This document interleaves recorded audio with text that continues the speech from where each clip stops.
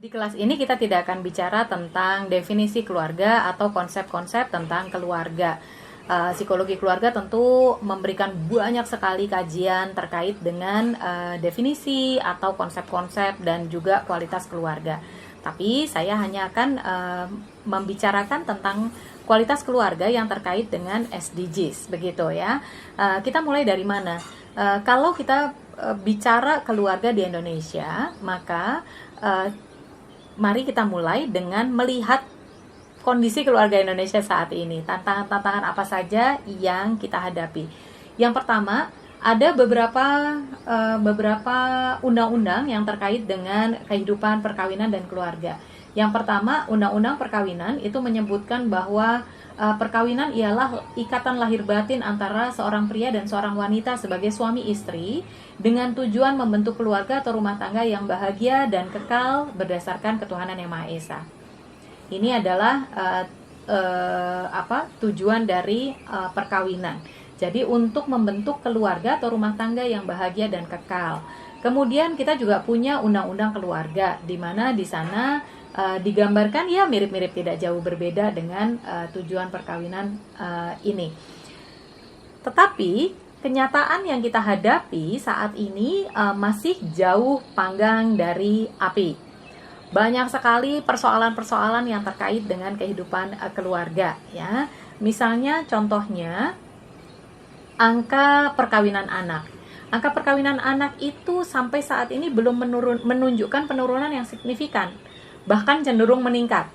Jadi dari tahun 2008 sampai tahun 2018 itu angka perkawinan anak itu naik turun, kadang turun, naik lagi, kadang turun, naik lagi. Praktek atau budaya perkawinan anak masih banyak sekali terjadi. Akhir tahun 2019 kita sudah beruntung karena MK sudah memutuskan bahwa batas usia perkawinan anak. Mohon maaf, MK itu mengambil keputusannya Desember tahun 2018 ya. Nah, kemudian tahun 2019 kita mengesahkan bahwa batas usia perkawinan bagi perempuan dan laki-laki di Indonesia itu adalah 19 tahun. Tetapi itu baru satu aspek kita selesaikan. Praktek perkawinan anak sendiri itu masih terjadi karena tradisi yang sangat kuat dan juga karena angka kehamilan remaja yang juga meningkat. Nah, karena itu ketika kita bicara tentang kualitas keluarga Indonesia, kita perlu melihat ini, 48% perempuan di Indonesia itu menikah pada usia di bawah 18 tahun. 48%. Nah, usia 18 tahun bagi seorang perempuan di bawah usia 18 tahun dia menikah.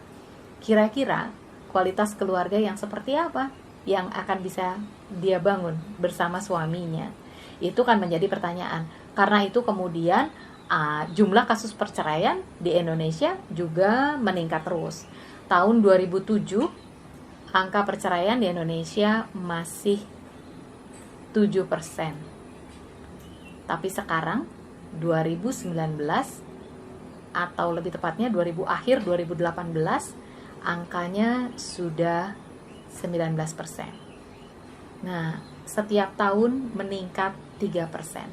Jadi yang terjadi tantangan kehidupan keluarga di Indonesia yang pertama itu tadi menikah pada usia yang belum cukup matang, dan itu akibatnya kepada jumlah kasus perceraian, jumlah kekerasan yang meningkat terutama terhadap perempuan dan anak di dalam keluarga, kemudian angka kehamilan remaja, jadi ini adalah persoalan kesehatan reproduksi, kemudian juga kehamilan remaja ini tidak hanya di luar pernikahan, di dalam pernikahan pun kalau dia masih di bawah 19 tahun itu masih mengandung persoalan kesehatan ya. Hanya bedanya itu hamilnya di dalam atau di luar nikah begitu, tetapi problem kesehatannya tetap sama. Kemudian angka kematian ibu yang sampai tahun 2012 itu 359 per 100 ribu kelahiran, dan angka kematian bayi yang sampai saat ini masih 32 per 1000 kelahiran. Ini ukurannya masih tinggi. Yang berikutnya prevalensi stunting. Indonesia ini menjadi salah satu negara yang sangat buruk dalam hal gizi anak. Jadi anak kerdil atau stunting itu dialami oleh 1 dari 3 anak Indonesia. Akibatnya apa? Pertumbuhannya tidak optimal. Kemampuan atau daya serapnya, intelijensianya itu juga rendah. Dan ini semua terkait dengan kemiskinan, karena kemiskinan ini menjadi sebab ketika pasangan suami istri ini menikahnya masih muda, maka penghasilan yang mereka bisa dapatkan hanya dari pekerjaan-pekerjaan yang sifatnya kasar, kemudian pemahaman mereka tentang kesehatan keluarga juga rendah, dan akses terhadap layanan yang baik, termasuk layanan pendidikan juga rendah. Jadi ini adalah problem-problem keluarga yang semuanya justru menjadi PR yang termuat di dalam tujuan pembangunan berkelanjutan. Untuk mencapai tujuan pembangunan berkelanjutan dan untuk menghadapi problematika keluarga yang seperti tadi itu, bagaimana kemudian kualitas keluarga yang harus dipenuhi atau yang harus diwujudkan, ini yang menjadi pertanyaan. Banyak sekali teori-teori tentang ketangguhan keluarga. Saya hanya akan mengambil sebuah konsep atau konstruksi kehidupan keluarga yang berkualitas yang sekarang ini sedang banyak digunakan oleh Kementerian Agama, kemudian Kementerian KPPPA, BKKBN, dan Bappenas terkait dengan pembangunan keluarga. Pembangunan keluarga sendiri kalau di dalam RPJMN, Rencana Pembangunan Jangka Menengah Nasional 2020 sampai 2024, itu ada di dalam salah satu pilar atau prioritas pembangunan, yaitu revolusi mental dan pembangunan kebudayaan, di mana ketahanan keluarga untuk memperkukuh karakter bangsa itu menjadi salah satu indikator atau salah satu tujuan. Begitu. Nah, kualitas keluarga yang seperti apa? Yang pertama adalah keluarga yang dibangun dari perkawinan yang sah dan dicatatkan. Ini penting dalam kacamata negara maupun kacamata kita sebagai masyarakat, karena keluarga-keluarga yang tidak dicatatkan itu memiliki banyak sekali kerentanan, terutama kerentanan terhadap posisi perempuan, ya. Ketika haknya itu tidak memiliki dasar legal, maka ketika terjadi apa-apa, si perempuan ini yang paling sering dirugikan, ditinggalkan. Nah, nikah siri misalnya itu adalah bagian dari tantangan kita saat ini. Jadi kualitas keluarga yang pertama dilihat dari perkawinannya sah dan dicatatkan.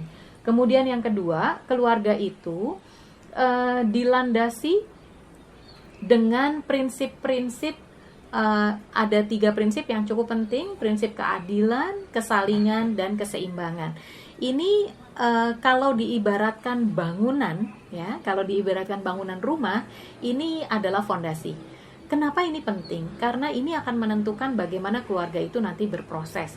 Jadi kualitas keluarga jangan hanya diukur dari berapa income-nya, atau keluarganya makan berapa kali dalam sehari, atau apakah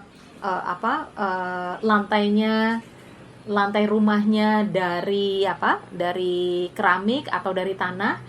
Itu adalah definisi keluarga sejahtera prasejahtera di zaman masa lalu, begitu. Kalau zaman sekarang, bangunan keluarga yang ideal tentu kita ukur dari kualitasnya.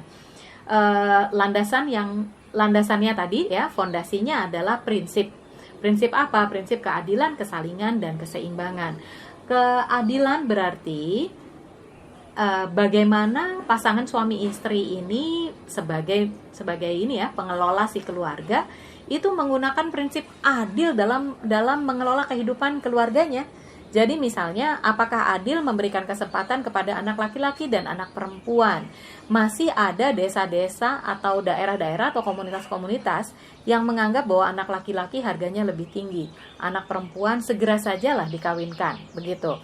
Itu terkait dengan prinsip keadilan. Kemudian prinsip kesalingan, ini penting karena ini adalah wujud yang utama dari keadilan gender. Ya, kesalingan itu berarti setiap anggota keluarganya berkontribusi, saling memberi, saling mengisi, saling memperkuat.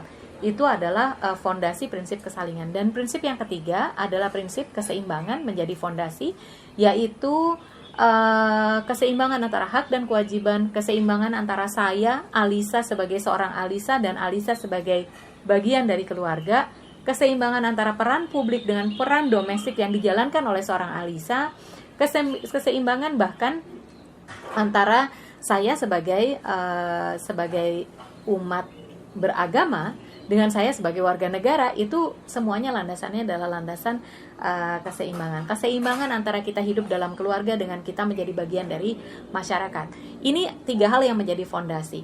Lalu fondasi ini diikuti dengan pilar-pilar kehidupan keluarga yang cukup baik, termasuk di dalamnya pilarnya adalah bagaimana dialog, bagaimana anggota keluarganya ini bisa saling berlaku baik, bagaimana anggota keluarga ini bisa menjaga komitmen dan seterusnya. Kalau hal-hal ini bisa tercapai, maka kualitas keluarga, yaitu keluarga yang bahagia lahir batin, menjadi sumber ketenangan jiwa, memberikan kebaikan dan memberikan kemaslahatan bagi setiap orang yang ada di dalamnya secara adil, bermartabat, dan manusiawi, itu akan bisa terwujud.